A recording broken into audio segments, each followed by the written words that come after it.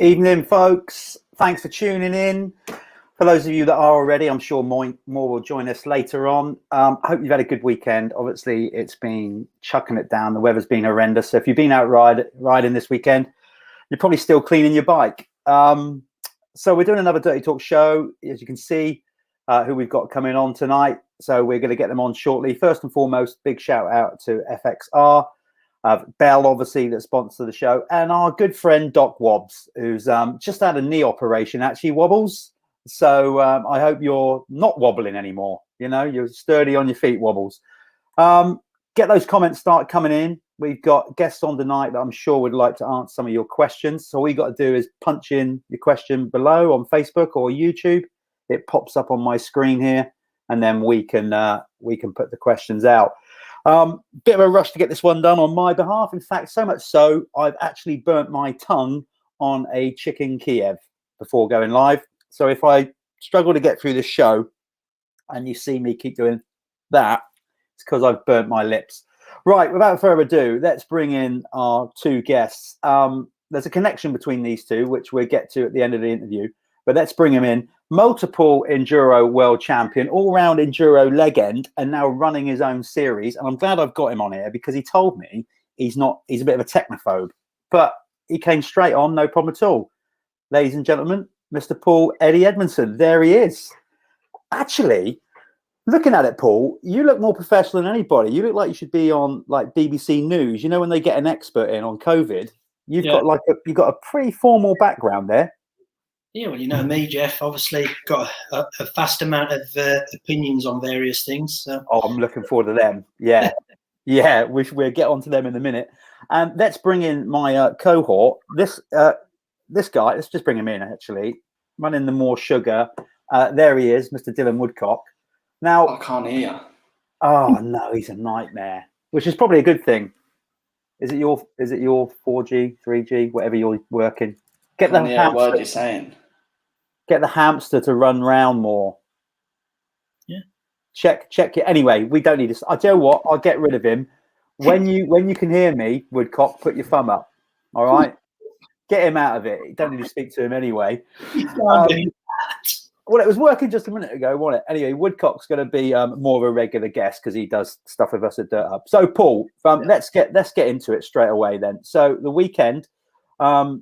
Obviously, you're running your own series. Tell us all about that, how it's gone, and how it went for the first one this weekend. Explain to those that don't know what you do and what your series is all about, if you'd be so kind.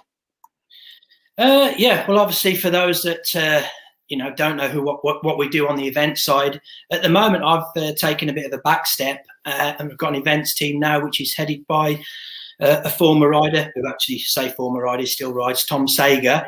Tom and the crew, as it were, his hardcore crew, they're pretty much running most of the events now, in my absence due to other things that I have to commit to. But they're doing a great job. You know, Tom's been with me now for quite a few years.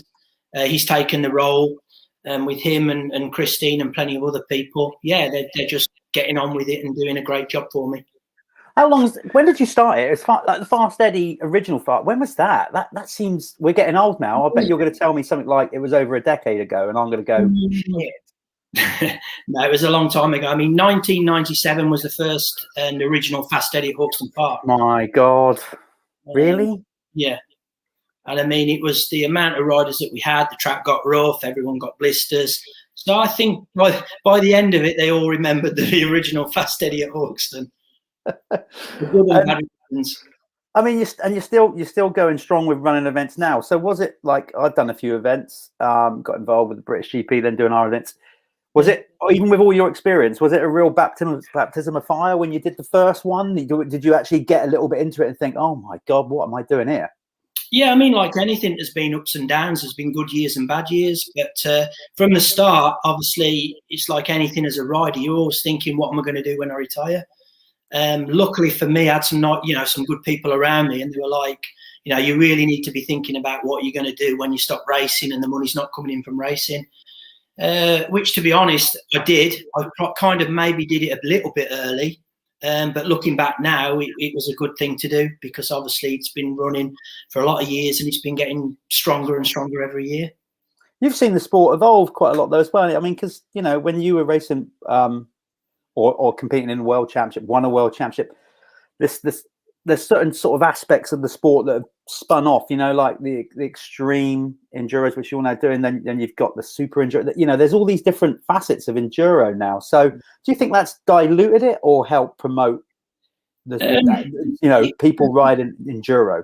Yeah, it's a weird one, really. I mean, I think that no disrespect to the guys in it now, but we did all that type of stuff. We used to do the odd indoor enduro. We used to do original enduro and like extreme enduro, which was the classic, the Gilles Allais Classic and the Hell's Gate. Now obviously they're calling it hard enduro, but to be honest, our world championships were pretty damn tough back in the day. So, for me, it's only involved that they've kind of separated it all off now. They've got indoor enduro, kind of outdoor enduro, and this hard enduro. So for me, nothing's really changed other than it's going to, it's costing the teams more money because they need specialist people in all those different aspects where, back in the day, to be honest, there was quite a few riders that could do all of it. Yeah. Listen, before we get into other things as well, people, if you're watching, like I said, if you want to get involved, ask us a question. Paul, Dylan Woodcock, we've got Stuart Flockhart coming on later about the Scottish.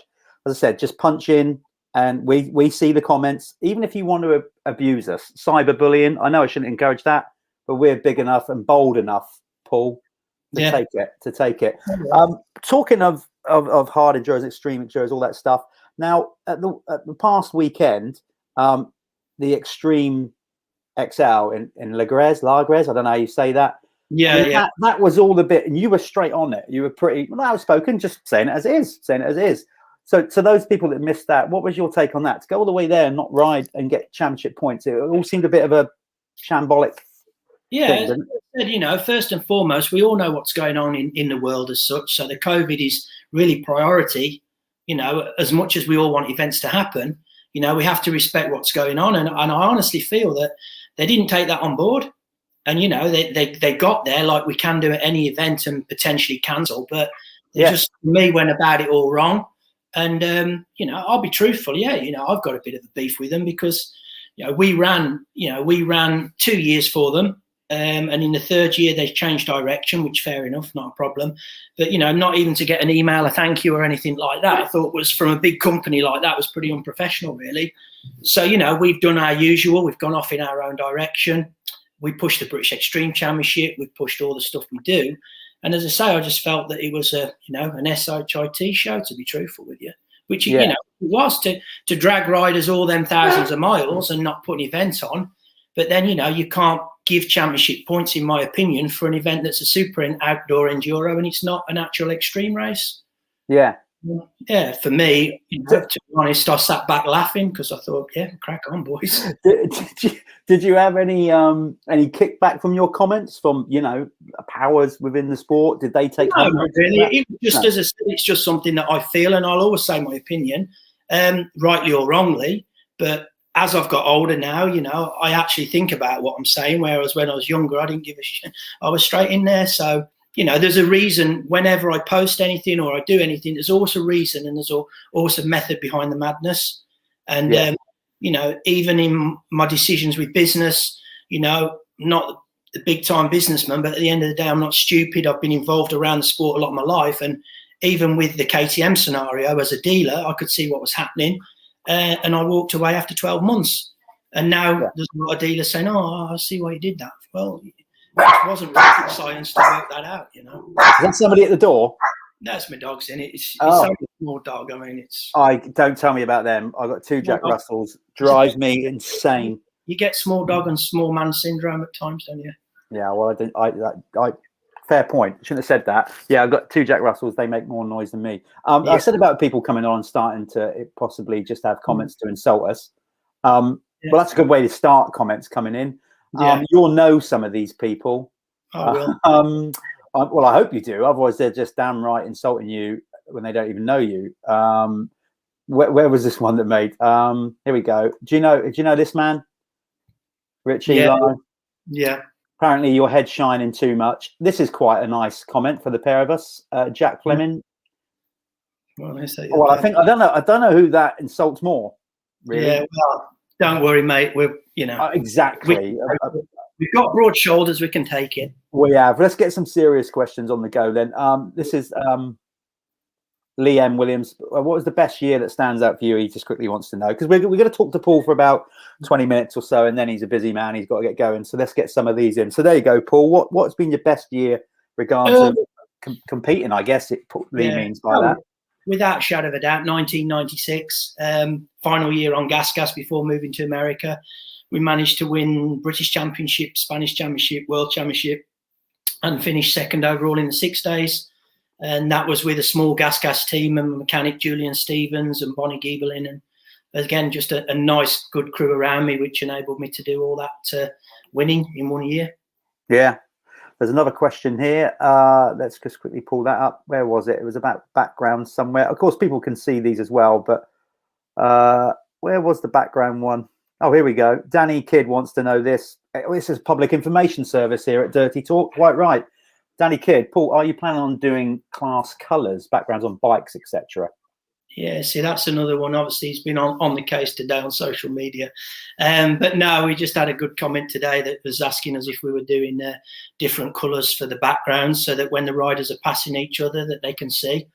But then I explained to the gentleman that obviously when you've got Billy Bolt racing your races, does he really care on who's got what colour backgrounds, and is he going to give them a bit of room? And obviously the answer was no. And I'm not going to bother, thank you. But no, for us, it's great banter and people get into it and stuff like that. And, like, no offence, people will say to us, but we're straight back with our thoughts. And the fact is that no, we go all the time, we go in our own direction. And Tom's he's took that on board.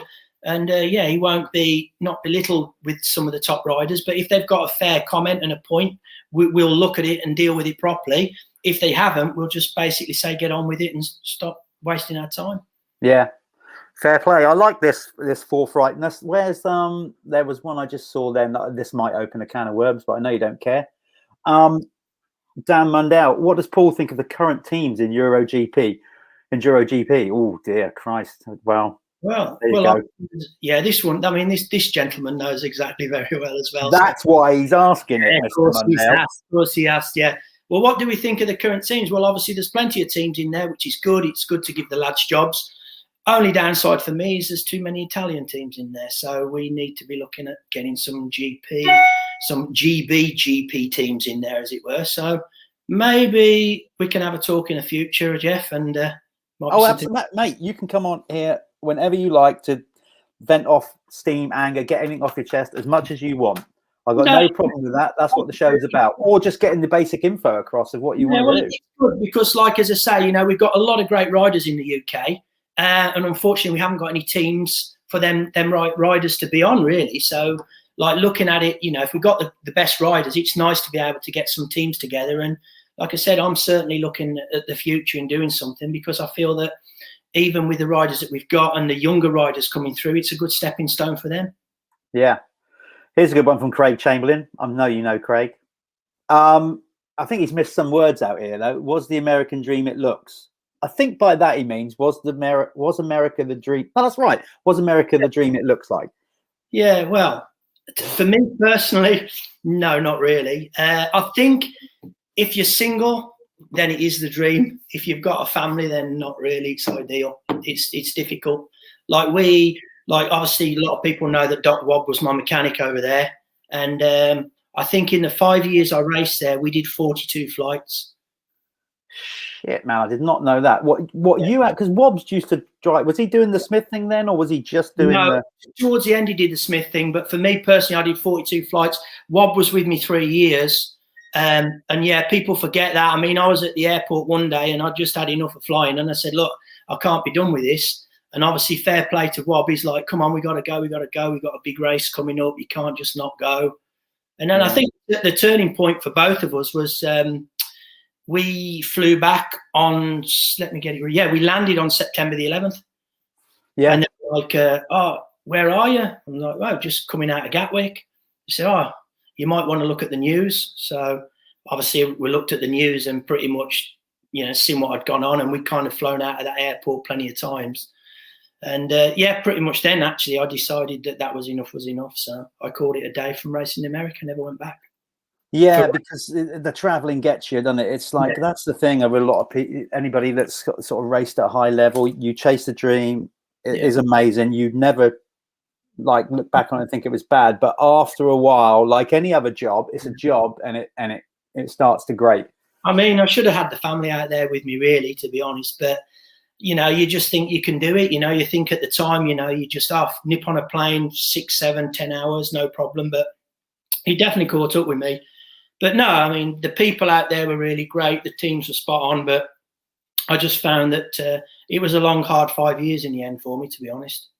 Yeah.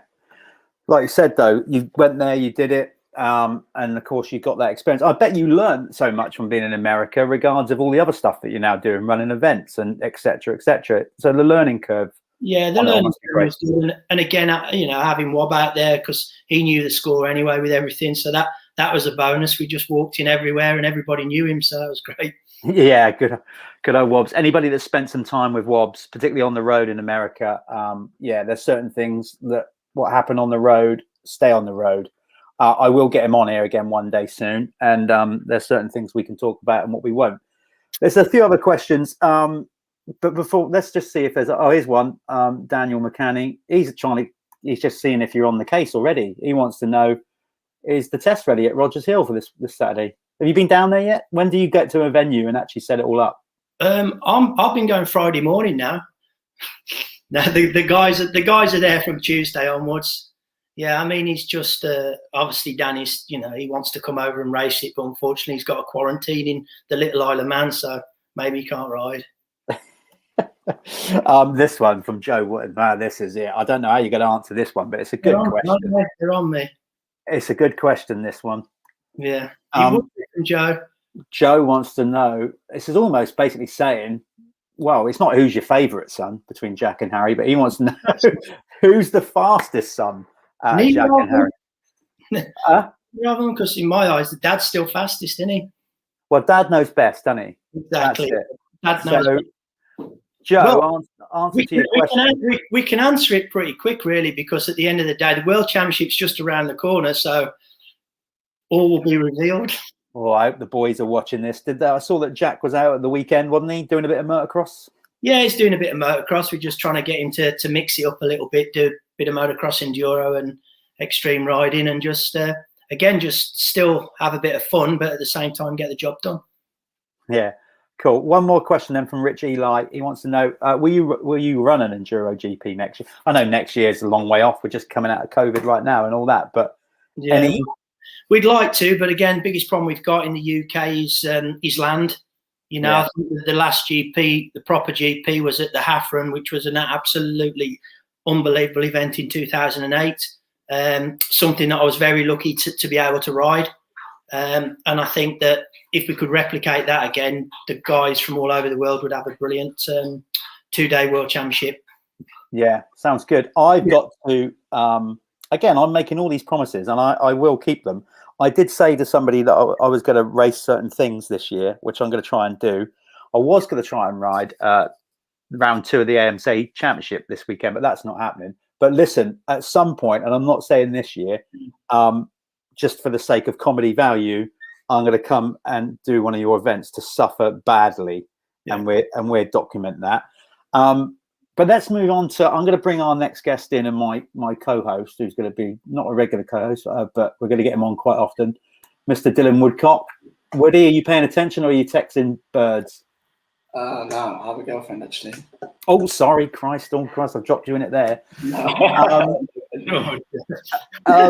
Drop me right, Dylan, listen, obviously, like I said, you're part of what we're doing at Dirt Hub now, and we're going to get you on throughout the year and talk about varying things. But I thought it'd be cool to get you on tonight because of this connection, as I mentioned at the start of the show, between you guys. You're now training, or whatever that involves, you can explain, to be a stuntman, you know, and following your dad's footsteps at that. Of course, a lot of people don't know, Paul, some do, but many don't, that you've now fallen into that role of doing stunt work for movies. For the older gentlemen. For the older gentleman. So I know you can't talk about the plot of the film because you don't even know it or whatever. But for those of you that have seen the trailer for the new James Bond film that's keeps getting pushed back and back, if you've seen the trailer and you see the shot of James Bond, aka Paul Edmondson, jumps up over the wall, that's you, right? So how did you get into it, Paul? And then, like Dylan, when Paul's finished, talk us through about what you're doing to become a stunt man. So how did you get into that, Paul?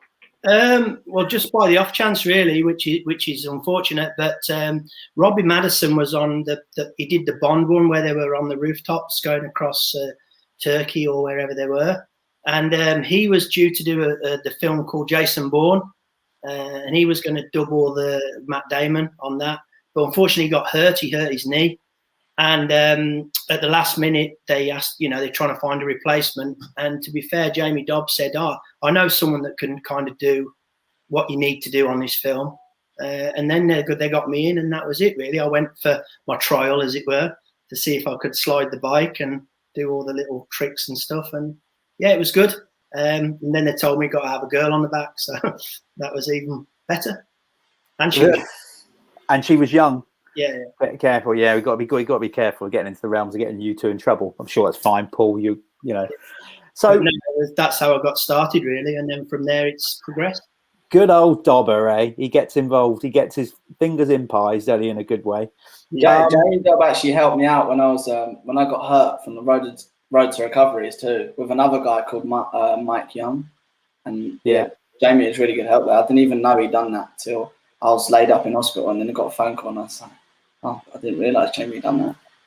Talking of which, Dylan, how's the recovery coming along? Obviously, we chat regularly, but I'm surprised. When you sent me that message saying you're going to be riding, whatever that weekend that was, 2 weeks ago, I was most surprised. So the recovery, because initially it wasn't great. They're saying you're going to be out. It's so weird, mate. Like I'm been watching these podcasts of Ryan O'Hughes, and he talks about knee braces and body armors and neck brace. Like the worst thing about my whole injury is when I had the body armor on and it went in my belly, and then obviously it's done my bowels and keeping sick in and all stuff like that, and my ass and my toes are still numb. But I didn't want to sit around no longer and just I was getting I was so up for riding and coming back on, because I was meant to come back and kind of crack straight on with my stunt stuff and get it sorted, and then obviously I crashed and then it all happened, so it's all been pushed back.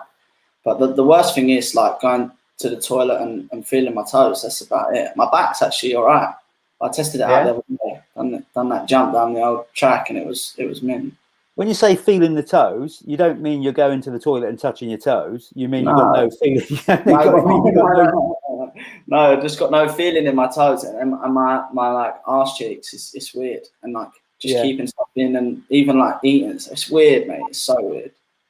So, I mean, you two have, Dylan, maybe you've not experienced it so much yet. You've done maybe one or two little film clips and whatever in your track. But Paul, how does that? Are you on just permanent standby? There's a schedule. What if there's delay in filming or whatever? Or is it pretty regimented? Is it all really mapped out, as in exactly where you got to be on what day? Or are you on you just got to book out for sort of 3 months and you could be used any time in that? How does it work? Well, no, I'm pretty lucky, really, because, they get me in to do a lot of the riding jobs if there's some tricky riding scenes to do. Whereas I think Dylan is proper training to be a stuntman, which obviously if I was 20 years, 30 years younger, then I'd definitely be having a go at it.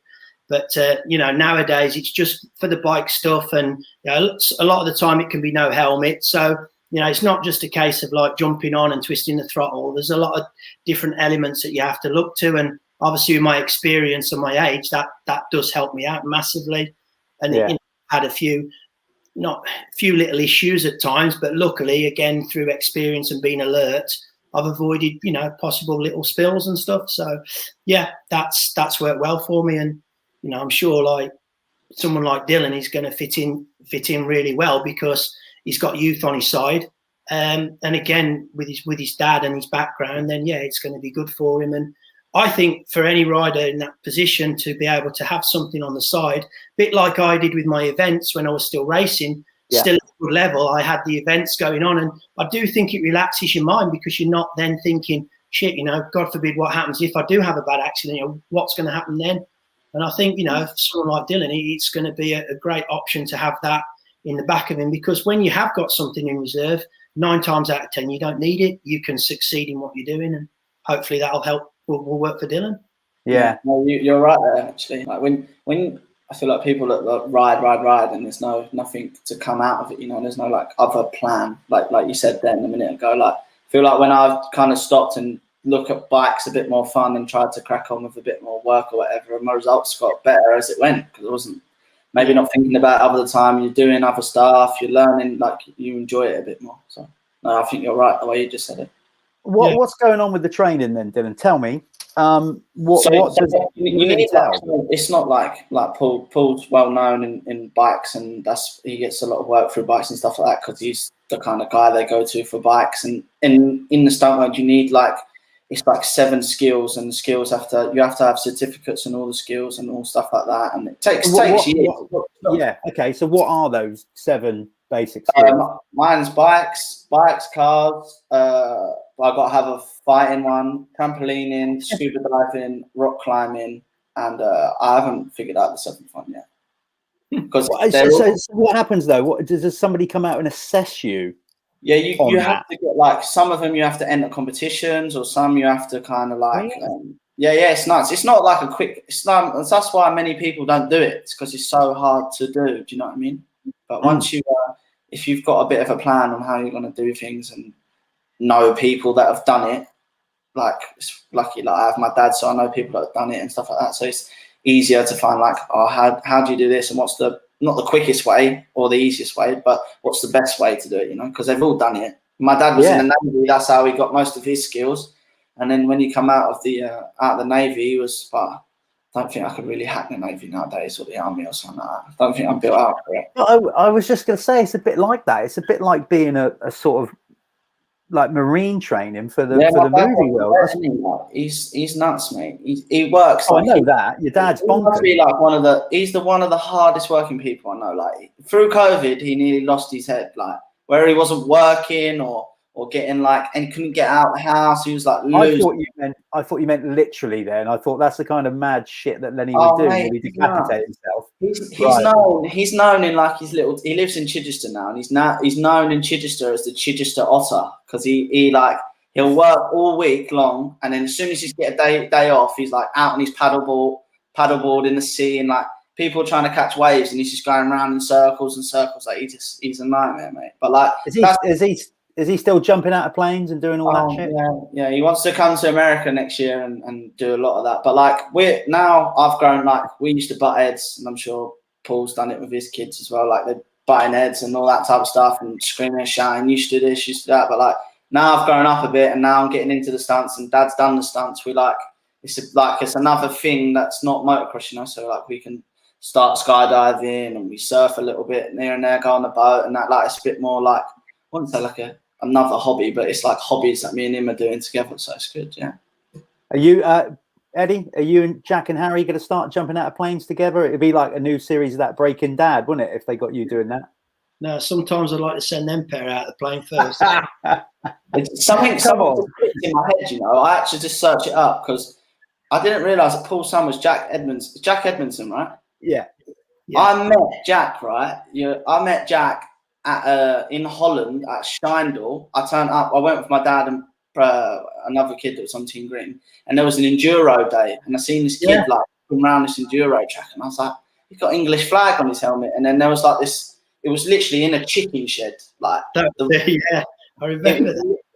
It was literally in a chicken shed, and I remember he went to go get his trophy, and I wanted to go see if he was English, and I just spoke to him a little bit, and then it was Supercross the next day after. So then I've met him a bit. That just clicked in my head. That's really No, I remember that because he came back and he said that you were there. It was in a chicken shed. Yeah, it was. I was freezing cold. It's called Schijndel in Holland. It's a nuts race. Like, I've been there with the Bailises and that. There's literally a bar with like a window and a chicken shed, and like people just sit in the bar and like they just drink and smoke. It's nuts, mate. Typical Holland. Going back to then, like, you know, relationships between father and son. Paul, when the lads started riding, you know, how was you with that? Did you, because obviously at some point they're gonna realize what you've achieved, right? So the classic, you know, a lot of kids growing up, we want to listen to your parents, you think you do, but there's always that element in the back of your head going, oh, shut up, Dad, what do you know? Did you get any of that with those two, or were they pretty receptive of what you're trying to tell them, or did you just let them find their own way? No, maybe I should have let them find their own way, but no, I've helped them as much as I can, like any parent.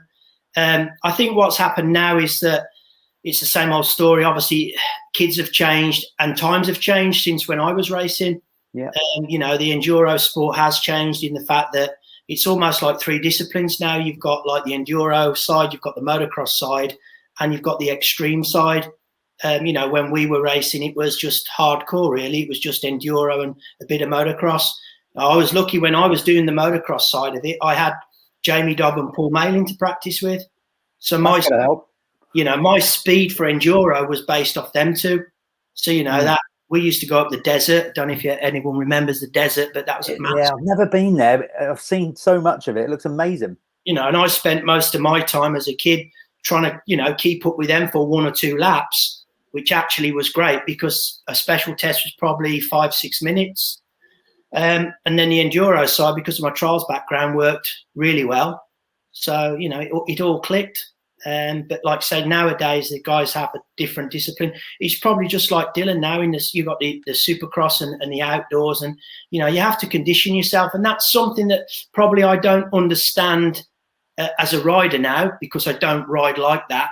But as a father and someone looking from the outside in, yeah, I can see what's happening with riders and still see with my eyes what I think they need to be doing, and that's really what I try and pass on to my kids now.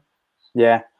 Dylan, what about you? You said obviously, you know, Dad used to race, Lenny used to race, but just regional stuff. Yeah. You soon got to a level that was obviously way faster than what he was going as a teenager. Yeah. And quite rightly, you know, like you said, you guys used to be at loggerheads a few times, but now, you know, is he still trying to offer up advice to you, Lenny, on the riding?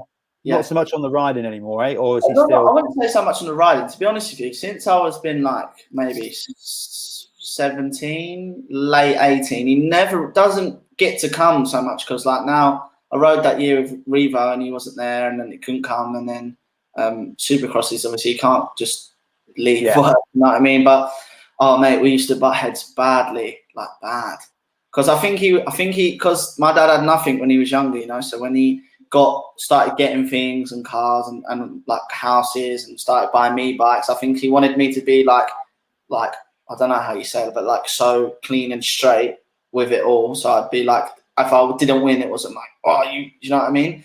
But it was like, as I grown up, Dad started to figure it out a bit more, let me kind of do it for myself and get on my feet. And then, yeah, most of the time I just try to figure it out by myself. Fair play. But my dad does help a lot, obviously. Like if I'm stuck somewhere around the world, like every time I've got hurt, like I've been hurt twice now in America, and I've been stuck, and it's been stupid o'clock in the morning. I've rung him like, Dad, I've got a problem, like I'm busted. He's always been like, yeah, no, but like that one time when I got hurt, I think he was a bit shook up, and he was a bit like, oh yeah, you'll be all right, you'll be like. Yeah, because I can. It's a shit thing. Like, obviously, I don't have no kids, but when you see a kid get hurt, you're like, oh. But when it's your own kid, I think it's a bit like, oh, like that's bad. Oh, one day, Woody, you're not too far off it. What are you now? 21, 20? Yeah. What are you? 21. Been 21. Yeah, gonna give it around soon. Trust me. About another decade, and there'll be little ginger woodcocks running around, won't there? Hey, look out. Well, you two at some point might end up working on a film together. That'd be kind of cool. If that ends up. That'd be cool. Have you got anything without mentioning the titles of films or anything, Paul? Have you got anything in the pipeline coming? Like you know, obviously COVID's messed a shitload of stuff up, but no, I was lucky. I went to Slovenia for 2 months doing a film. February, March, and April. I was away. But again, I just kind of get on with it. I get the call up normally last minute, which sure Dylan's well aware of what happens in the industry. So yeah, lastminute.com. And again, lucky that I have got people around me that can cope with everything, and then it just allows me to go and do this. Yeah. To be truthful, I do enjoy it for the simple reason I get away. I can clear my head and focus and do something totally different. And yeah, you know, there's jobs where you'll be stood around for hours and hours. I mean, you know, I think people don't understand the hours that these guys do, especially like Dylan's dad, Lenny, and stuff. You know, they can be like from 5 till 10 at night most days on a film set. Yeah, you know, you do some mad night shifts, and especially when you're in costume, you've got all like pins and stuff in your hair, or like you've got face like stuff all on your face, and it's all running down. Like you can't just like, it's not all about you, is it? Well, you'll kind of get pins in your hair, but I don't really. I didn't even. I just ended up like on Bourne. You know, we were working night shifts on Bourne, and I think we were from 7 till 7. And I had like a skull cap, which is like a swimming cap, but it's a carbon fiber cap, and that's your helmet basically. So you get your helmet and your wig, and you just crack on with it. And from 7 till 7, it's a long time when it's like really fitting tight, and again, you've got no hair for support. So with that in mind, you know, not the no hair thing, the waiting around. What happens there? I mean, you as much as you're skilled at what you've got to do, etc. That, like anything, the adrenaline and the build up to doing the stunt is probably worse than doing the stunt itself. So. You know, if you've got to wait around, do you start getting more nervous? Do you think about it over and over? What happens there? Well, for me, a lot of times I have Jamie stood right by me giving me advice. So yeah, he makes me nervous.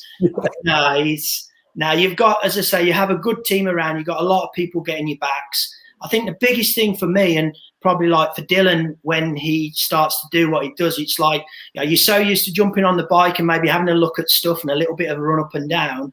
You know, obviously on the last big thing that I did with a jump, as it were, you know, I was sat at the bottom of it for an hour and a half waiting for a cloud to move. You know, and like you wait. Christ, how high were you going? Well, high enough, but it's just the fact that, you know, you sat there, and at any time it can be an hour and 5 minutes now. They're just like, right, standing by, and then it's like literally you know. Right in the bike, it's 3, 2, 1, and off you go. You know, you can't just say, I'll just start shaking it and all that. And that's luckily something that I've kind of learned to do pretty good without kind of tying myself in knots. And I'm sure someone like Dylan will find it, you know, quite easy. But it does change when everything's on you, and, you know, in all fairness, you can't afford to mess up. Yeah. Okay, let's go back to, like we said, the new Bond movie's been delayed, not out, but like I said, the trailer's been out enough times for those who've seen it. So you got the big jump up over the wall that you did. How many do you get any practice runs at that? Is it a one take deal? What's the crack with that? Well, yeah, I mean, obviously there's a build up to anything that you do, and that's where obviously good people come involved. I mean, the stunt coordinator on Bond was Lee Morrison. Yeah, so got to get Lee on at some point as well. Definitely need to get Lee on. Lee knows his job. He knows it inside out. And luckily for guys like myself and other people like Dylan, you know, he's from a motorbike background, so you know, he can create something, I think, that's kind of realistic but still possible to achieve. And yeah, that was something pretty special that they did, you know, and put together. And yeah, you had a few little runs, but it's at that moment where they go, right, go, and you're like, and you don't know, you know, how it's going to really, you know, end up, to be honest. You think when you hear of stunts, you think it's just like, oh yeah, smash through this and bosh this. You don't realise the amount of safety that is behind it, and how many people are on standby for you when you're doing that stunt. But yeah, it's so mad. Like, I've only done one stunt where it's been me in the camera and it's like bomb, and I luckily only done it one take, and they was like, yep, that's good, we'll move on. But when I've been in the mix with, like, I worked on the beach down in Devon, in Newquay, and it was freezing cold, and there must have been at least like 20 stuntmen, and then like the SPACs, and then it gets like, I was like kind of in there with the stuntmen, and then when you're kind of stood there, it's so cold, you kind of almost like rehearsing what you're doing and fighting. And then when they're free, you're still kind of doing it and then it's gone. It's strange. Like when you're doing an individual stunt and if you're with people, it's two different like whole vibes, you know. It's like, I bet when I done that one stunt, I was like looking around waiting for everyone to go 3, 2. And it's like, it's so like, it's like Supercross. Like you have to be so aware of things and what's happening around you. I think it's fascinating. I know it's not everybody can just walk onto a film set, but at some point I'd love to come and watch, either one of you two going about your work. I've been to, obviously, when Dad was working at Pinewood, Dylan, that opened my mind to, when I had a day walking around there and showing me, just the effort that goes in. I think he was doing some, was it Gravity? He was working on the film Gravity, and he had to do some weightless things, and he's in the pool. But obviously on the screen, he looks like he's in space. It was all fascinating stuff. Yeah. Anyway, I will come and see you guys do that. Before you sign off, Paul, because I don't want to take you too long. This is obviously somebody going through some memories. Kathy Martin wants to know if your handbrake turns have improved since you hired a rental car in Spain, 2018. The classic rental car story. Tell us more. Not really. I'm going to take some car lessons off Dylan once he gets his badge. I'm actually driving next, I think 2 Fridays from now, and my dad's racing. We got a little car, so we're going to race that, and the number on the side of the car is 321, and then it says action in the bottom of the one. Oh, cool. Oh, God, remind me not to get in a car with him. I think all the riders over the years have had plenty of that in rental cars. I'm sure they have, but it is a good place to practice your skills, but then obviously it's expensive if it goes wrong. I wish I could have been a fly on the wall. We've all done these amazing road trips and whatever, but everybody's got a story to tell. Like I said, I bet your year in America with Wobbs, you could write a book about that alone, I'm sure, Paul. Yeah, we had some fun. Yeah. So listen, I'm going to let you go. Thanks for coming on. Good luck with the event of the weekend. Are you actually getting to this one, or you got the guys setting it all up for you and whatever? You're down at Bear Regis this weekend, aren't you? This weekend? We're down there setting it up. I've got both my boys are riding, Jack and Harry. So that'll be cool. But now I'm away working actually, so I've got some work on this week. Right. Okay. Well, we'll be down there, Dirt Hub, covering it. Paul will be down there doing interviews and whatnot. So keep up the good work, Paul. No doubt, maybe at the end of the year, you get you back on, see how it all went, see where you're at. And congratulations on a great career thus far. Still going, isn't it, really? It's still yet. But it's nice to see. I think a lot of people, again, with what Dylan was doing in America with Supercross, I touched on it earlier, but even for me, like just being able to, I've been over there 5 years pretty much on my own, say with Wobbs. So, for what he did over there, it was interesting. And I think the following, we were always watching him and egging him on. So hopefully we can get some more of that from him next year. Yeah, well, that's the plan. That's the plan. Trying to figure out a plan now, but definitely. So I've still got. We'll talk about that some more. So, Paul, we'll let you go. Okay, boys. I'll speak to you soon. Thanks for coming on. Really appreciate that. And all the best for the rest of the series. And I'll speak to you later on in the year, Paul. Pleasure, boys. Nice one. Cheers. There goes Paul. Woody, so we're going to get Stu in. I can see Stu Flockhart has made his way back from Tame. He's set up. I can see his chair there. Now, he's literally put on a Scottish Championship this weekend and rushed back home to be on here. So we're going to get Stu Flock on in a minute. But Dylan, are you frozen? No. I think you're frozen. Oh, no, you were moving a bit then. So the recovery's gone well. So what did you think there, Stu? Let's bring Stu in. Stu's going to be on in a minute. So the Supercross then. So you're making plans. Still not set in stone. I appreciate that. But where are you at plans for next year? There you go. There's Stu, fresh out of the shower. There he is. There he is. He's just got Sorry, back. I was trying my hair. Well, we've just had a lot of hair jokes. So I'm missing the memo here, and I'm doing something wrong. Well, not you. No, you've got hair. The rest of us haven't. It's as simple as that. I used to run the Goldilocks back in the day as well. Yeah.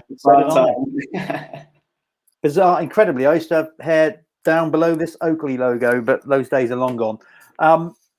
So Dylan, just what are your you're obviously planning to get some kind of deal in place to do the entire series next year for Supercross, yeah? Yeah.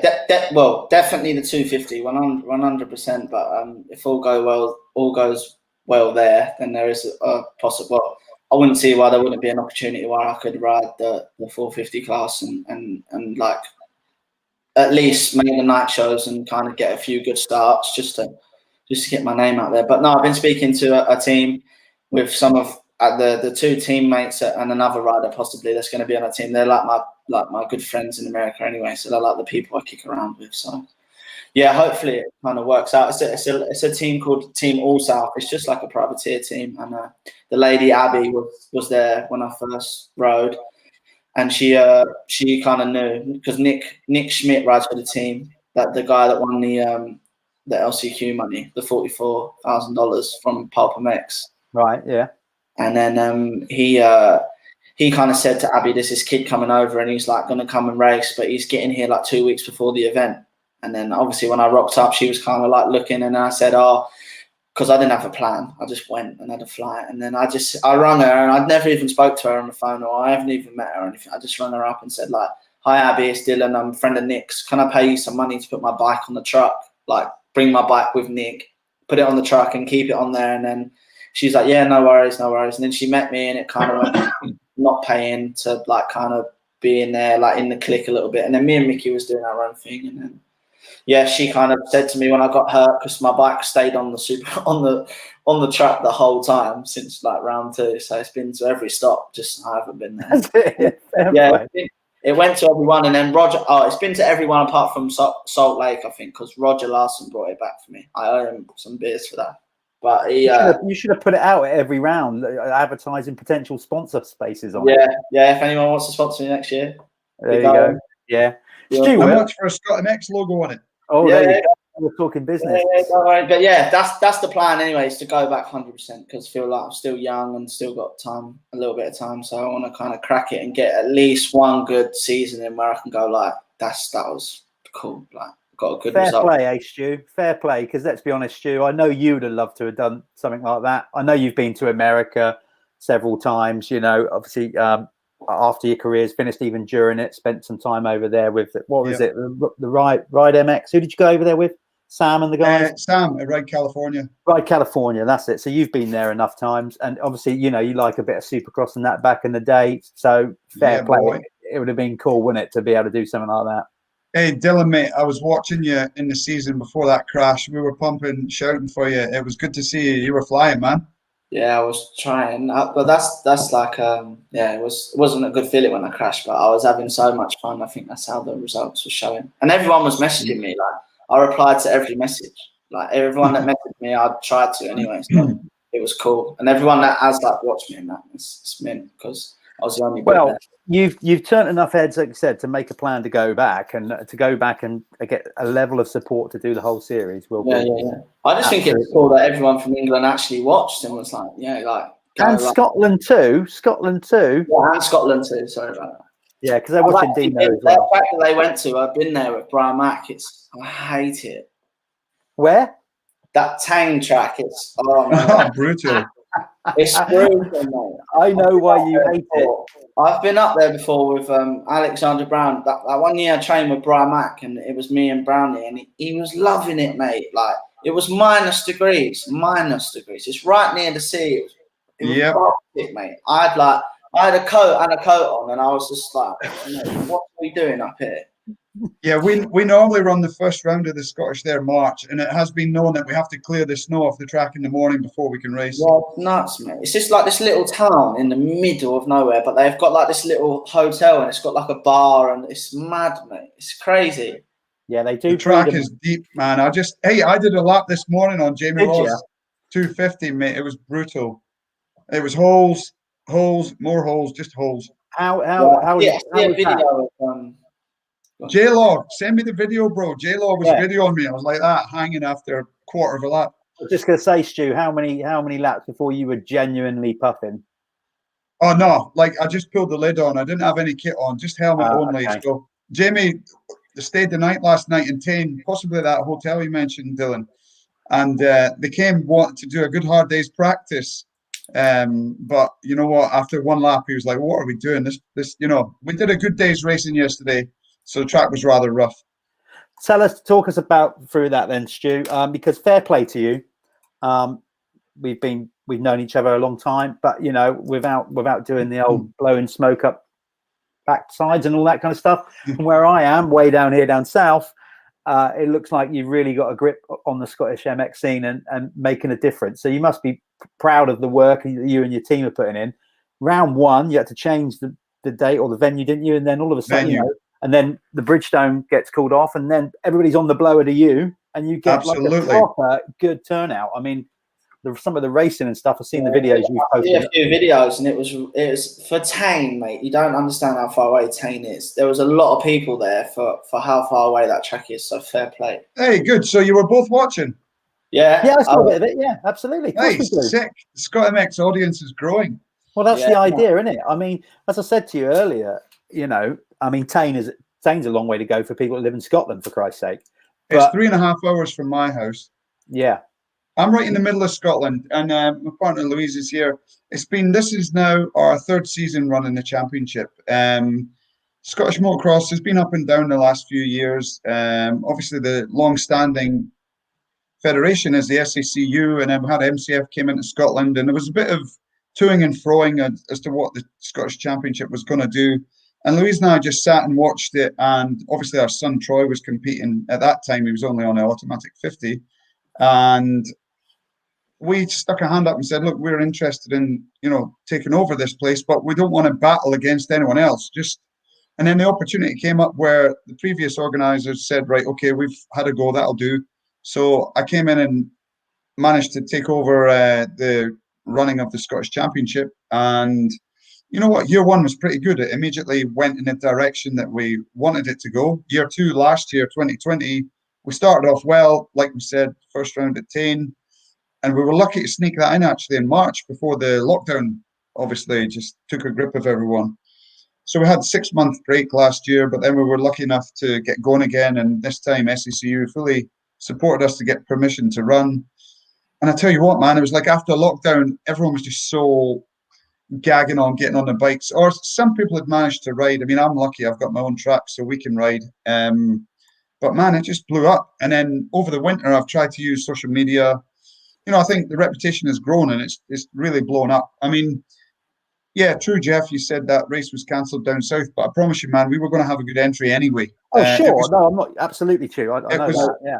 It's definitely cool, though. I really appreciate guys making the effort to come north, and we had a fantastic. You see the blue sky? Unreal. Well, listen, I'll tell you what. Let's see if I can do this. I stole. Legitimately, I think I can. Am I allowed to open my beer yet? You can do whatever you want, mate. I normally. Oh, mate, I'm just in the door. Some of these shows, I'm. What beer is that? It's a Tenant, surely. This is for Brycon. Oh yeah. Me and Brycon regularly send each other pictures of where we're drinking Tenants. Mate, he loves them, mate. I remember going to the workshop once, and he just had them lined up on the side. My mechanic Kev just having them. I thought it tastes disgusting. Yeah, but were they empty or were they new ones or empty ones? Well, there was a bit of both there. There was a mixture. Come on, BC's moved up in the world. He's a team manager now. He can't be doing such things. Oh, hold on. Yes, you can. I do that. Look, talking about the blue sky, Stu, I've nabbed your video or one of your videos off Instagram. So I'm going to try and play it now. It should play. Let's see. I'll just bring it in. Is that the right one? I think it is. I'm doing it anyway. Here we go. Let's see if it uploads first and foremost. Right, here we go. Oh no, it's playing. It was playing, wasn't it? There we go. It was, yeah. So right, guys. There's a little bit Scott from the MX weekend. 2021. Now, when we're talking us Milwaukee. three, you can't really hear us over the audio. Absolutely so if we just glorious shut up for a weather. bit, and then people can watch. And here's Stu's MX1 lap 1.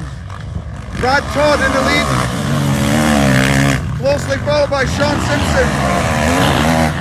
There's last year's champion Martin Barr. Yeah.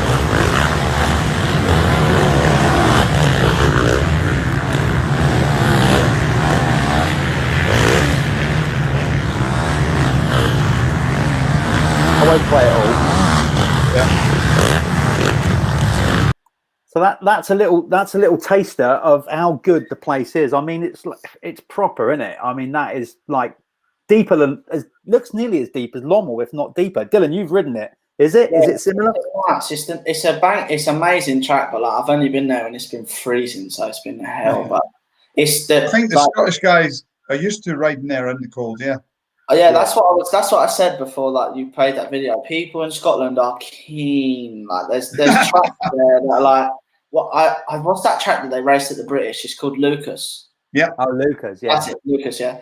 I remember going there once, and they didn't even do the full track because it was that muddy, and there was still people out in the muddy bit, like just laughing and joking and that. Like, I couldn't like get it in my head that it was actually like, and they was loving it, mate. Like there was people just there. We're made of strong stuff.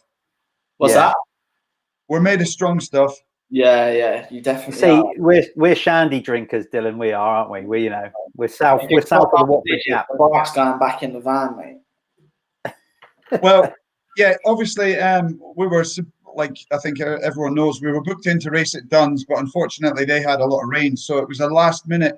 Hey, there's Stevie D. He's part of my crew. Yeah, we were booked in at Duns, but unfortunately they had bad weather down there. And honestly, you can drive. Hey, anyone comment how nice is the drive up the A9? The A9 is gorgeous. That is Scotland. So what was I going to say? Yeah, sometimes you drive up the A9 and you go through snow and sleet and horrible wind and freezing temperatures. But then you can quite often get to Tain and then you just look around and it's blue sky. It's just gorgeous. Yeah. Sometimes it has its own little climate and it's just beautiful. Yeah, they have like cabins and that there, don't they? That you can stay. Yep. Because it's that far, and I don't even think. Yeah, do you have to pay for the track now? Because when I went, there was just a little box. Right, it's still got an honesty box. That's it. You know what, Peter? He runs a farm and he's busy with things going on, and he'll always prepare a nice track for you. You've just got to go and sign in the cabin and leave your money in an envelope. And you know what? It has been known in the past. Sometimes, unfortunately, maybe some people are not as honest as we'd like. But the honesty box, Peter's a nice man, and he always provides us with a good facility. In fact, we were speaking to him obviously at the end of the year. We were booked to go to Tain in October, so I said, "Well, Pete, do we come back again, or we're not quite sure yet. We'll update everyone what we're going to do with our final round." But yeah, it's well known for practicing. We quite often see a load of British level riders coming up to Tain. And what did we say earlier? It's like the Scottish Lommel. Honestly, I rode it today. I've never seen it so rough. Well, it was savage. Yeah, there you go. Dale McLevin says it's the Muck Lommel, like what he's done there, like what he's done. Stu, there's some amazing tracks in Scotland. I remember when we sort of got to know each other a little bit, you was just, I don't think you'd started GPs at that point. I had. And I came up and did a weekend race with you. Yep, 99. Yeah. Oh, what was the name? Is it? I wasn't even born then. Hoik? Hoik. Now you said it well. You said it well. Did I? Yeah. I only just remembered it. That was Hoik. an amazing. Honestly, it was one of the best tracks I'd Grassy Natural. Yeah. What's that? Is that still available or is that no longer? Or what? Yes, some of the local boys down there ride it. It's I better get this right. Is it Simon Graham or Ali Graham's? The Graham brothers, who were well known in Scottish motocross. I should know the answer to this. I'll get punished for this if I don't get the right brother. But yeah, I'm sure the local boys down there still have access. We've not used it for a race for a while. Yeah. I mean, you know what? Scott MX, we're always looking for new tracks. Hey, if it's available, we'll talk to them. But yeah, that was nice. Do you remember was there not some natural double thing me and you found? Absolutely, yeah. That nobody else saw. We turned a big single jump into a massive step down into that hole, which was cool. Dylan, that's when I was young and could do big jumps and everything. Not before you knew me. I was still swimming then, mate. Yeah, I'm sure you. Yeah, don't. The only thing I didn't like about that day, Jeff, you blooming beat me. That's just not cool. I did. I don't like being beat in my home country. I wasn't going to mention that, so I'm glad you brought that up. Jeffro ride after all these years. I've never actually seen him ride properly yet.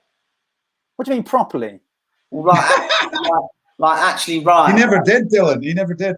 Yeah. You mean at speed, like race hard? No, like actually going at like a good little pace. You know what I mean? Like having a little rustle around. Like I've only seen you just do like a little little old school whips and that. Like, I've not seen you have a rustle yet. Yeah, well, it's going to stay that way, fella. So don't expect any kind of splurge of speed from me anytime soon. Definitely not. Stu, talk us through then what you got planned with the whole Scott MX series. This is round one. For those of us or people that don't know much about Scottish motocross and what you're trying to do, how many rounds you got, where they're at, all that kind of stuff, and who you got on board, etc. Just give us the sell. Go for it. Good man. Did you notice my seat? We've got a great connection with Milwaukee, and they've come in as title sponsor. I really appreciate the connection with Milwaukee, and they have faith in what we're doing. They've been at our events, they like our events, and they support our events, and they're really helping us lift Scottish motocross. We have other great sponsors, which I've got them written down, Jeff. I'm sure you're going to let me plug them because this is how the industry works. This is how it works. You're on it. Yeah, of course, mate. Big up Scottish motocross. Hey, thank you, man. I appreciate it. Oh, and now he's froze right at the critical moment. Oh no! At the golden moment, he's froze, mate. Oh, Stu, no, I can't. He's blown it. He's blown it. Come on, Stu, get back in the room. But no, on a serious level, though, the tracks in Scotland are the nuts. Yeah, I mean, there's some proper. Some of them are like proper like gnarly tracks. You know what I mean? And they're like not like down like our kind of way. He's back. Right, Stu. I'm glad you're back because we was gonna have to try Scott. But Bernardo Noon said that's all about you. You know, obviously you haven't got fiber optic up there yet or something. I don't know. Maybe you still. No, I had to take the internet off to plug the camper in. I've just got home. Ah, okay, right. So you mentioned Milwaukee. That's as far as we got. Sorry, guys. Right, that was my no. internet. I got a little thing saying it was my fault. Yeah, we've got sponsors right from day one since we came in. Carnegie Fuels jumped in and helped us, you know, towards offering prize money to the riders. And this is something I'm really happy that we offer good prize money to the guys. Absolutely. And obviously, we had a little bit of British entry, British level riders coming into this weekend, and they were chuffed to get prize money. And that's also supported by Safe Access, which is a scaffold company up in the north of Scotland. Hey, we've got Blue Crew Championship. Have you seen that? We've got I saw the logos on the very swanky backdrop. Yeah. Hey, cool. Yeah, we've got official Blue Crew, so that's going to the YZ65, 85, and 125 riders. So we had some Irish riders pick up the Yamaha Blue Crew Awards, and they were chuffed with that. Let me see, Dice Carriers. You must have seen Dice Carriers before. They're involved with Steve Dixon, Sean Simpson, and Scott MX. You're doing a great job there. You're like Cooper, you know, like Cooper Webb sometimes forgets, so he has to read his jersey, or like Dylan says, the mechanic stands there with it written on the board. But I can see, I love your preparation, Stu. This is why the series is going so well. You've got it all written down. Jobs are good. I had that much preparation. As you know, I had to phone you because you were texting me while I was driving home. Yeah. Hey, dude, have you seen my Huck Knuckles? Oh, look at that. No, I haven't seen that. Fair play. Shout out to our Huck. Fair play. Right, you were texting me while I was driving home, so I just had to phone you. Yeah. And I thought, so I was in the shower and I said, Louise, write down the sponsors. Right, so we've got Yamaha from Sterling's Powersports. Yeah. And you know what else is cool? 100% have came in and offered prizes for the kids. So we've got 100% goggles on board as well. Yeah. So how many rounds have you got? There's a sponsor drop. Superb. Scott MX doesn't sound half bad. There's prize money. Kids get a few prizes. It sounds like back in the day. It's good. Mate, it's flying. Right, so you were asking me, sorry, Jeff, I had to do this. So what you got planned regards of the number of championship rounds then? How many are you fitting in? You know, obviously COVID has probably messed up your plans like everybody else or your original schedule. But what have we got? How many championship rounds are you trying to get on the go this year then? Yeah, our intention was 6 rounds, but with there being such a busy calendar across, I hate to say it, mostly in England, it's a very busy calendar. Yeah.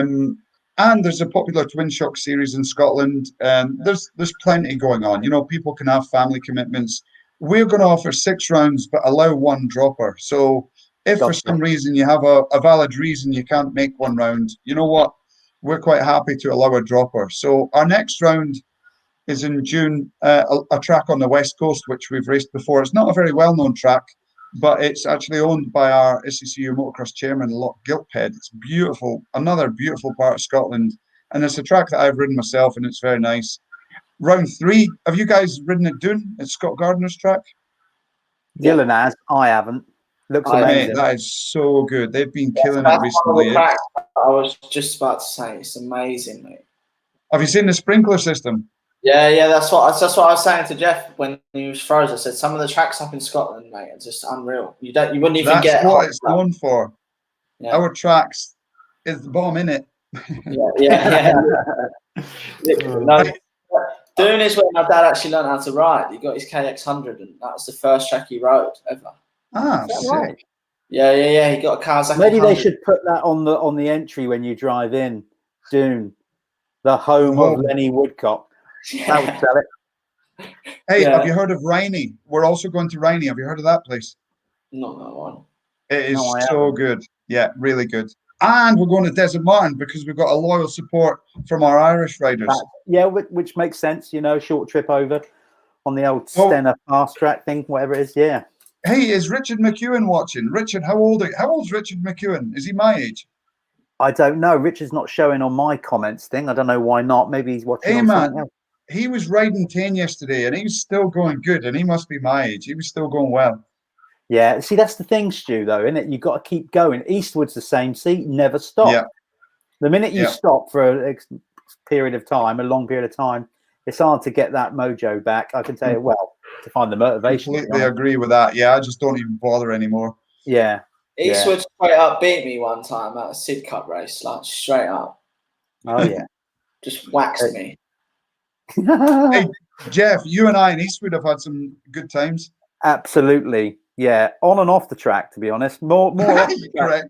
More off the track than on it, to be fair. Possibly. But, Spain. Woo! I think one day I will get round to writing some kind of journal or diary of our trips away. Jeff, one of the funniest must have been with Rhino and Talavera. Unreal. I've still got the video footage, and one Have day, you? I tried absolutely. to find mine. No, absolutely. And I keep saying it, and I will do it. I am going to do this one day. Some of those clips are going to appear on this here show. They need to, that was so funny. Yeah. We'll just leave it till next Ryan time as you he show is at the them. minute, Hughesy as he is at the minute, is with all, his coaching and his, his guru type posts.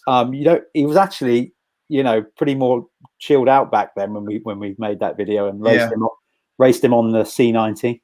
It's all good. Hey, did you see Rhino came and stayed with me in Scotland for a week? Yeah, I did see that. Yeah. He's a dude. You know what?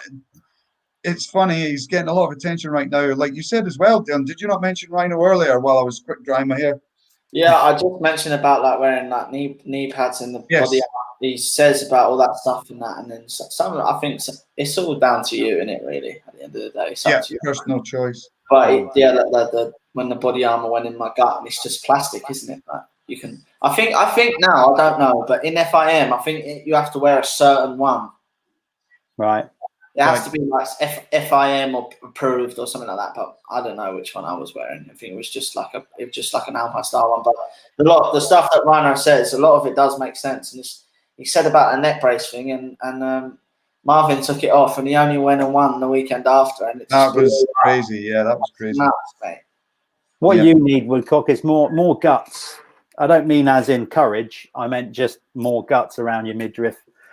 I got a bit. A beer belly like you and me, Jeff. Yeah, it'll act as a certain buffer. But then you're young, so that you're all right. You've got age on your side to recover. But Stu, going back to the Scott MXN. So you're obviously how many years have you been doing this now? What, running the championship? Yeah. So we first did our first event. Maybe we did winter series. From 18 going to 19, we did a short winter series at Lookers, and then we run our first Scottish Championship April 19. So there you go. So really, you've got a lot of experience. You've raced, you've come up through a high level, been a GP rider, raced at various events around the world, and I can say this because I've had first-hand experience with it as well. When we did the GP on the Isle of Wight, and now we're doing our Steelhawk events. By being a competitor at those events and being well travelled, you do pick up a lot of ideas and a lot of things to put into a series, don't you? So really, you're only just starting out, and it seems like it's really rolling now. You know what? We had the Cumbria crew. Shout out to the Cumbria massive.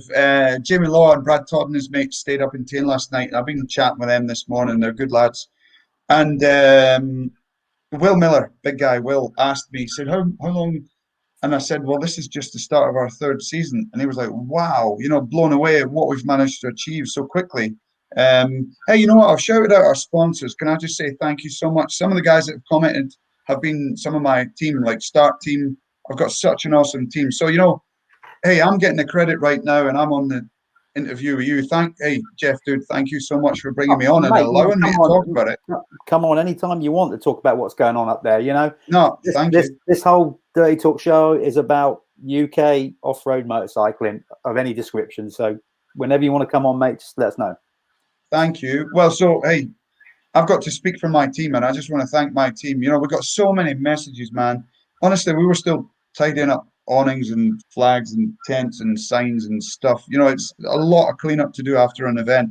And the phone I had to ignore my phone. It's horrible. I don't mean to ignore people, but I've still got a lot of work to do. But when I've still not even done it yet, my phone's here. But in a minute, I'm going to kick back with another tenants. And then there'll be better replies. Just enjoy the lovely feedback we're getting. So I really appreciate everyone messaging and saying that they've had a good time with Scott MX. You know what? It's got a really good atmosphere, and I think people are picking up on that. Well, there you go. Daniel Thomas Shutt. I think this sums up what you're saying. Best weekend of racing I've done. Big thanks from the boys from England. So cheers, dude. You're obviously doing something right, Stu. So before you go, listen, because A, you've got to answer all those bloody text messages. Secondly, you've got at least a 4-pack of tenants to get through. Yeah. And I've got 2 kids to cuddle.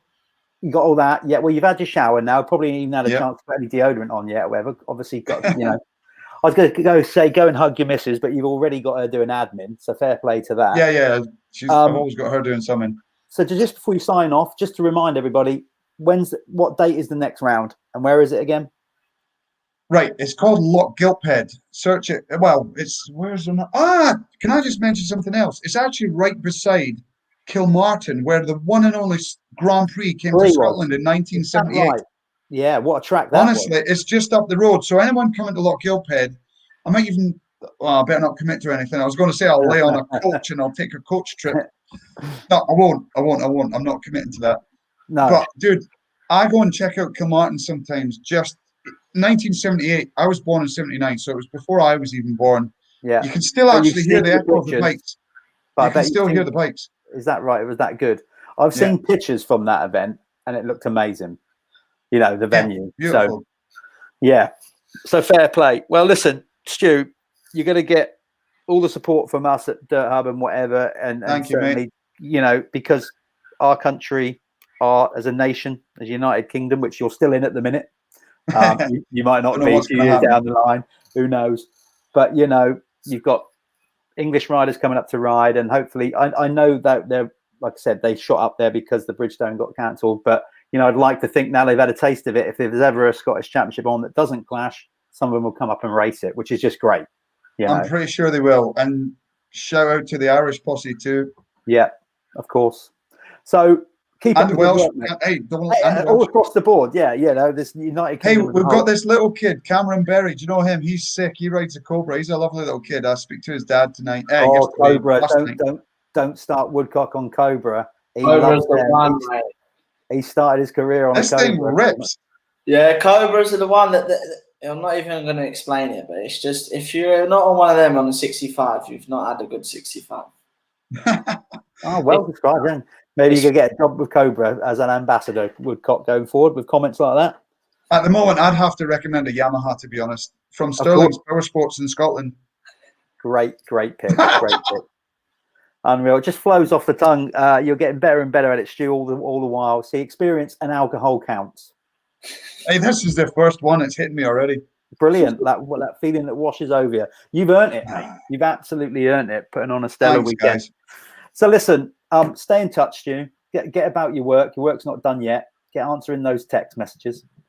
And we're staying in touch, and let us know how the series goes. And thanks for coming on after such a long weekend and drive back. Really appreciate it. Kids to school in the morning. I think I'll treat the missus to a nice lunch tomorrow. I wasn't sure where that was going there for a minute. So, yeah. It's getting a bit. Whoa, okay. We are past the watershed, so you're all right. Right, Stu. Take care, mate. Stay in touch. We'll catch up with you soon, and keep up the good work at Scott MX. Thank you very much for having me on. Not a problem, mate. Speak to you soon. So there you go. See you, dude. He's out of there. And Dylan, we're going to catch up. You were going to ride at Bridgestone on a 125, but obviously that all went through. So what's your plans next? Are you doing an event, or are you just going to keep sticking at it with just having fun until an event pops up for you to do? Yeah, I think I'm just going to have a bit of fun for now. I'm doing a bit of riding. I'm going to do a bit of riding while I've got no work, because I'm so excited to ride. I'm just keen, just want to ride. But okay, just going to ride for now, and then if any cool little events come up, then I'm just going to just. Well, don't get too good. You already, can race and qualify for an AMA main, but don't start getting too good, because obviously, we've got a little project we're going to be working on soon, and I don't want you to be showing me up. Yeah. I just actually got my new pipe from Ben. Ben sent me a new circuit. Yeah, she's looking tasty. Bloody favoritism, that is. I haven't got mine yet. All right. Well, look, mate, thanks for coming on. As we said, so loads of you watching. Dylan is our Dirt Hub test rider. When all the new bikes come out for 2022, we're going to send Mr. Woodcock off to test and review, and we're going to be doing certain things. So I'm going to be getting Dylan on throughout the year occasionally as my co-pilot on Dirty Talk to speak to guests and for his opinion. So that's all cool, mate. Go about your work. Give it some more sugar or whatever. New little brown that me and my mate Harry are doing. Just little thing, just a few hats here and there, hoodies. Yeah, cool. All right, mate. Right, take care. I'll speak to you soon. All right. No, cheers for having me. Nice one. Cheers, mate. There you go. So that's Dylan. Again, everybody, thanks for tuning in. I particularly enjoyed that. It was good to catch up with Stu. Great to catch up with Paul Eddy. I haven't spoken to him for a while, and get his opinions on Enduro. He doesn't hold back, and obviously laying on some great events in the UK. So all round. So what we're going to start doing now with the Dirty Talk show, we're going to be doing them fortnightly now. So every 2 weeks, we're going to try and do a Dirty Talk show. And then in the gap between Dirty Talk shows, we're going to do Man in the Van. So basically from us at Dirt Hub, pretty much every Monday, fingers crossed. There might be a few times we don't because of whatever complications. But on a whole, we're going to try and push something out here on our Facebook page and YouTube page every Monday at 8 o'clock throughout the racing season. So I don't know who the next guests are going to be in 2 weeks' time for the next Dirty Talk show. I've emailed and reached out to a few people, so I'm sure we'll let you know who they're going to be. In the meantime, everybody, keep enjoying your racing. Great that there's more events starting to happen now. Obviously great that we can now have spectators and all that, but what that does mean, if you're going to start going to an event, respect the organizer. You've just heard Stu say the amount of work that goes into it. I now run events with guys at Steelhawk and what we do there, and seriously, if we want to grow this sport, if we want for it to be a good thing, be respectful to the organizer and take your litter home with you.